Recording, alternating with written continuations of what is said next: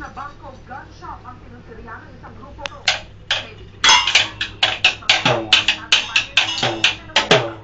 Habang nasa labas ng gun shop ang isang nakasama.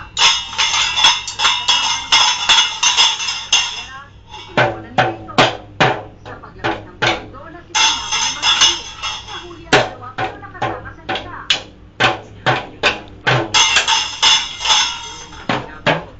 Nang questioning kung bakit gun shop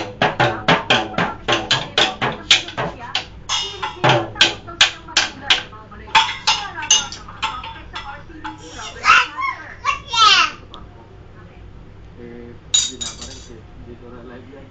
pero